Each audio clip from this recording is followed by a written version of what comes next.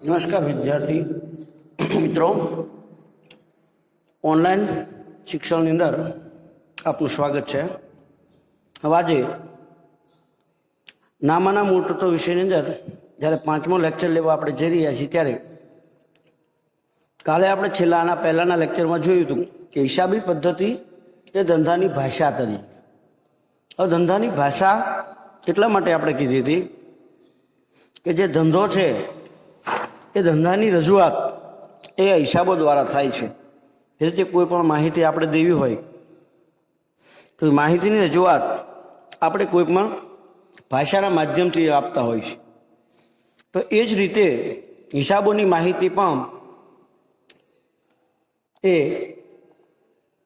આ ધંધા દ્વારા અપાતી હોવાથી બરાબર એને શું કહેવાય છે તો કે હિસાબી પદ્ધતિ તરીકે અને ભાષા તરીકે આપણે એનો ઉપયોગ કર્યો.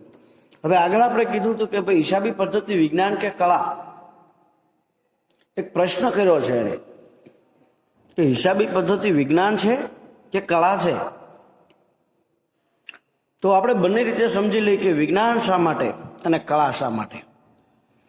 તો આપણને ખ્યાલ છે કે વિજ્ઞાન હંમેશા નિયમો અને સિદ્ધાંતો ઉપર આધારિત હોય છે. આ નિયમો અને સિદ્ધાંતો પાછા કેવા હોય છે કે સર્વત્ર સ્વીકૃત હોય છે, દરેક વ્યક્તિને સ્વીકાર્ય હોય તો અને તો જ એ નિયમો છે એને વિજ્ઞાન તરીકે ઓળખવામાં આવે છે. જે રીતે આપણે કહેવી છે એમ કે વિજ્ઞાન જે છે એ વિજ્ઞાનને અમુક નિયમો છે એટલા માટે આપણે એને સ્વીકાર્યો છે. તો હિસાબી પદ્ધતિ પણ આપણને ખબર છે, અગાઉ કીધું એમ કે 3 નિયમોને આધારે લખાય છે અને એ 3 નિયમોને આધારે લખાતું હોવાથી હિસાબી પદ્ધતિ પણ વિજ્ઞાન છે. કારણ તો કે એની રચના માનવ દ્વારા તૈયાર કરવામાં આવેલા નિયમો અને સ્વીકૃત સિદ્ધાંતોને આધારે થયેલી છે. હિસાબોની રચના માનવ દ્વારા તૈયાર કરેલા હિસાબોના આધારે કરવામાં આવેલા નિયમો અને સિદ્ધાંતોને આધારે થયેલી હોવાથી ધંધાના આર્થિક વ્યવહારોને ચોપડે નોંધવા માટે હિસાબી પદ્ધતિના નિયમોના આધારે એનું વર્ગીકરણ કરવામાં છે. કયો વ્યવહાર વ્યક્તિ ખાતાનો છે, કયો માલ મિલકત ખાતાનો છે, કયો ઉપજ ખર્ચનો છે, કયો વ્યવહાર રોકડનો છે, કયો વ્યવહાર શાખનો છે. તો આવા બધા જે હિસાબો જે છે એના નિયમો છે એના આધારે આપણે એને વર્ગીકરણ કરીએ છીએ કે ભાઈ આ ઉધાર, આ શાખ, આ રોકડ, આ મિલકતનો, આ માલનો, ઉપજનો, ખર્ચનો. તો આવા નિયમોના આધારે એક જ પ્રકારના વ્યવહારો દ્વારા જુદી જુદી વ્યક્તિઓ દ્વારા જો હિસાબો લખાય તો પણ એ હિસાબોની અંદર કોઈ જાતનો ફેરફાર થતો નથી. કારણ કે વ્યવહારો નોંધવા માટે કોઈ પણ પ્રકારની વ્યક્તિગત આવડતનો ઉપયોગ કરવાનો હોતો નથી. શું કીધું? કોઈ પણ વ્યક્તિગત આવડતનો ઉપયોગ નથી તમારે કરવાનો, કારણ કે જે તમને નિયમ કહે છે એ પ્રમાણે તમારે કામ કરવાનું છે. એટલે કોઈ પણ જાતના વ્યક્તિગત આવડતનો ઉપયોગ કરવાનો હોતો નથી. અને શું કરવાનું હોય તો કે નિયમો જે છે એ નિયમોનું પાલન તમારે કરવાનું છે. પછી આ નિયમોનું પાલન કરીને, સાચા નિયમોનું પાલન કરીને હું હિસાબ લખું તો પણ ભલે, તમારા કોઈ વાત દ્વારા લખાય તો પણ ભલે, અથવા કોઈ ત્રાહિત વ્યક્તિ દ્વારા લખાય તો પણ આ હિસાબોની અંદર કોઈ ફેરફાર જોવા મળશે નહીં. કારણ કે હિસાબો છે એ શેના આધારે લખાયા છે? નિયમો અને સિદ્ધાંતોના આધારે.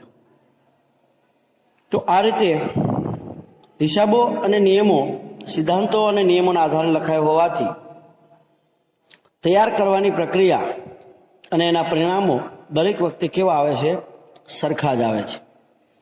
તેથી નિયમો અને સિદ્ધાંતોના કારણે હિસાબી પદ્ધતિ જે છે એને વિજ્ઞાન તરીકે ઓળખવામાં આવે છે. કારણ કે વિજ્ઞાન છે જો બધે નિયમ એક છે. માની લો કે ઉદાહરણ તરીકે આપણે વાત કરીએ તો ભાઈ ગુરુત્વાકર્ષણનો નિયમ જે છે એ ગુરુત્વાકર્ષણનો નિયમ અહીંયા બોટાદમાં આપણે કર્યું તો એ જ છે. રાજકોટમાં જાઓ ને ત્યાં ગુરુત્વાકર્ષણનો નિયમ ફરી નહીં જાય. કારણ કે આ નિયમ બધી જગ્યાએ એક સરખો છે અને બધે જ એના પરિણામ પણ કેવા મળે છે આપણને? સરખા જ હોય છે. તેથી આ હિસાબો પણ છે એના નિયમો અને સિદ્ધાંતોને આધારે લખાતા હોવાથી એને વિજ્ઞાન તરીકે ઓળખવામાં આવે છે. બરાબર. હિસાબી પદ્ધતિ વિજ્ઞાન શા માટે? તો જો ટૂંકમાં એને કહેવું હોય તો એમ કહી શકાય કે જે હિસાબો છે નિયમો અને સિદ્ધાંતોને આધારે લખાતા હોવાથી એને વિજ્ઞાન તરીકે ઓળખવામાં આવે છે. હવે બીજું કીધું કે હિસાબી પદ્ધતિ વિજ્ઞાનની સાથે કળા પણ તરીકે ઓળખ ધરાવે છે. આપણે કીધું ભાઈ વિજ્ઞાન શા માટે, તો એના માટેનું આપણે જોયું ને. તો હવે બીજું વાત એવી કીધી કે ભાઈ વિજ્ઞાન છે એ કળા કઈ રીતે? તો કળા એટલા માટે કે હિસાબી પદ્ધતિ છે એ મુખ્યત્વે 3 પ્રકાર પાડવામાં આવ્યા છે. એક નાણાકીય હિસાબી પદ્ધતિ, બીજી પડતર હિસાબી પદ્ધતિ અને ત્રીજી છે સંચાલકીય હિસાબી પદ્ધતિ. આ ત્રણેય હિસાબી પદ્ધતિની મર્યાદામાં રહીને અમુક વખતે આવકમાંથી ખર્ચાઓ બાદ કરો, અમુક વખતે એવું હોય કે ધંધાની પડતર, વસ્તુની પડતર કેટલી છે એની ધ્યાન રાખવાની, પછી સંચાલકીય જે પ્રવૃત્તિ છે એ પ્રવૃત્તિ જે કરવાની છે એની ધ્યાન રાખવાની. આ જે કાંઈ હિસાબી પદ્ધતિઓ છે એ બધી જ હિસાબી પદ્ધતિઓના અંડરમાં રહી અને શું કરવાનું હોય છે? આપણે હિસાબો તૈયાર કરવાના હોય છે. અને આ રીતે તૈયાર થયેલા હિસાબો એની મર્યાદામાં રહી હિસાબો તૈયાર કરો અને એને રજૂ કરવાના થાય.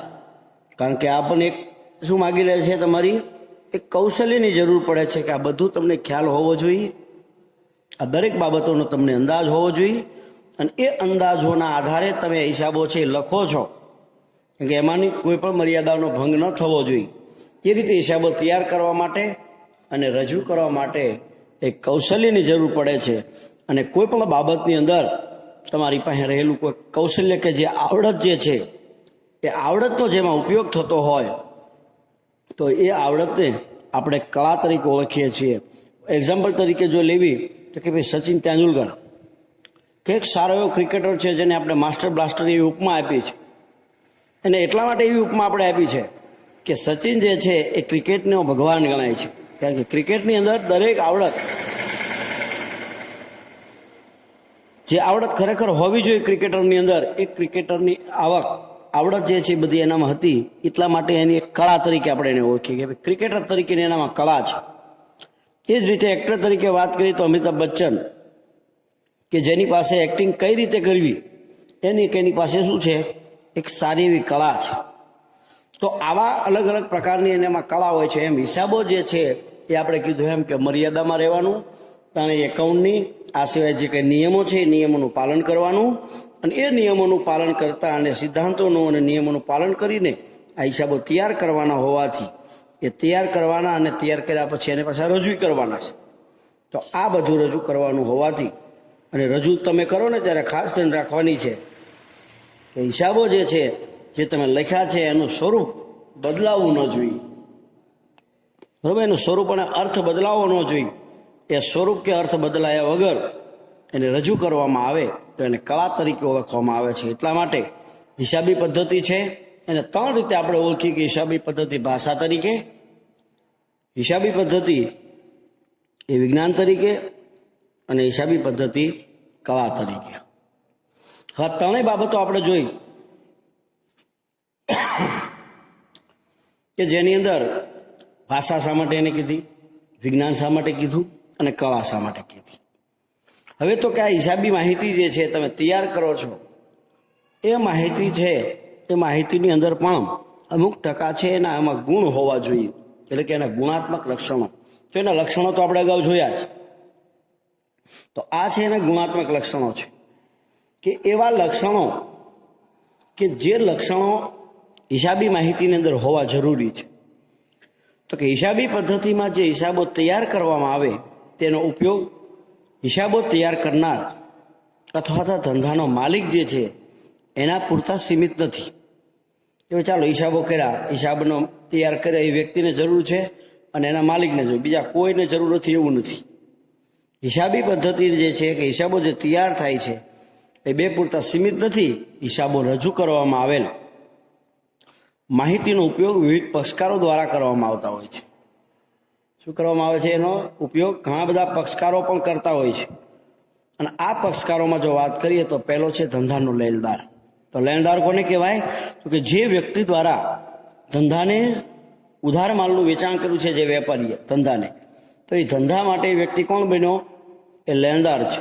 તો એને આપણે નાણાં વસ્તુ ઉધાર આપી છે, તો એને પણ ખ્યાલ આવે ને કે આપણે જેને ઉધાર વેચાણ કર્યું છે એ ધંધાના હિસાબો કેવા છે, આપણા નાણાં સમયસર પહોંચતા કરશે કે કેમ. તો એ લેણદારો. પછી બીજું છે સરકાર. તો સરકારને શેના માટે? તો કે સરકારને એટલા માટે કે એને ખબર પડે કે ભાઈ આ કંપની પાસેથી કે આ પેઢી પાસેથી કેટલો આપણને વેરો મળશે, કેટલો ટેક્સ મળશે, એનો પણ નિર્ણય અથવા એની પણ માહિતી અને હિસાબો પરથી મળતી હોય છે. એટલે એને પણ જે જરૂરી માહિતી છે આ હિસાબોની અંદર હોવી જોઈએ. અને ત્રીજું છે ધિરાણ કરનારી સંસ્થાઓ. તો ધિરાણ કરનારી સંસ્થાઓમાં તો કે બેંક, કોઈ ઉછીની ધિરાણ કરતી બેંક સંસ્થાઓ, બરાબર, કોઈ સોસાયટીઓ, કોઈ વ્યાજ વટાવનો ધંધો કરનારી સરાફ વ્યક્તિ અથવા એની કોઈ પેઢી ચાલતી હોય તો સરાફી પેઢી. આ દરેક વ્યક્તિઓ જે છે એ વ્યક્તિઓનો સમાવેશ આ અન્ય પક્ષકારોમાં થાય છે. આ સિવાય તો ઘણા બધા છે. તો હિસાબી પદ્ધતિ પાસેથી એ અપેક્ષા રાખવામાં આવે છે કે જે હિસાબો તૈયાર થયા હોય કે જે રજૂ કર્યા છે, એ તૈયાર થયેલા કે રજૂ કરેલા જે હિસાબો છે એમાં ગુણાત્મક લક્ષણો હોવા જોઈએ. તો આપણે એમ કહીએ ગુણાત્મક એટલે શું? તો આ લક્ષણો કયા? તો આ લક્ષણોમાં પહેલું છે વિશ્વાસપાત્રતા. શું હોવું જોઈએ? પહેલું વિશ્વાસપાત્ર. કે તમે જે હિસાબો તૈયાર કર્યા છે એ તૈયાર થયેલા હિસાબો એ સંપૂર્ણ તમને વિશ્વાસપાત્ર હોવા જોઈએ. બીજું સુસંગતતા. એટલે કે તમારે જે માહિતી જોઈ છે એ માહિતીને સુસંગત, જે કાંઈ જોઈતી માહિતી છે તમને એમાંથી શું થઈ જવી? મળી જવી જોઈએ. બરાબર. અને વિગતવાર પછી આપણે જોઈશું. ત્રીજું છે સમજ ક્ષમતા. સમજ ક્ષમતા એટલે કેવી? તો કે જે કંઈ હિસાબો લખાયા છે એ સરળ ભાષામાં, સરળ શબ્દોમાં, અને સામેનો જે પક્ષકાર છે કે જેને એના ઉપરથી કંઈક માહિતી મેળવી છે તો એ માહિતી મેળવનાર વ્યક્તિને એના ઉપરથી યોગ્ય અર્થઘટન કરી શકે અથવા યોગ્ય સમજ મળી શકે એવી, સમજી શકાય એવી માહિતી તૈયાર થયેલી હોવી જોઈએ. અને છેલ્લી છે તુલનાત્મકતાનો સમાવેશ છે. તુલનાત્મકતા એટલે શું કહેવા માંગે? કે કોઈ પણ હિસાબો જે અગાઉ લખાયા છે એ હિસાબોની સાથે એની શું થવી જોઈએ? તુલના કરી શકાય, એની સાથે એનો સરખામણી કરી શકાય એવા હિસાબો હોવા જોઈએ. અને આ લક્ષણોનું માપન થઈ શકતું નથી. આ લક્ષણોનું માપન થઈ શકતું નથી કે ભાઈ આટલું છે, આટલું છે, કારણ કે આને તો ખાલી જોવાનું હોય.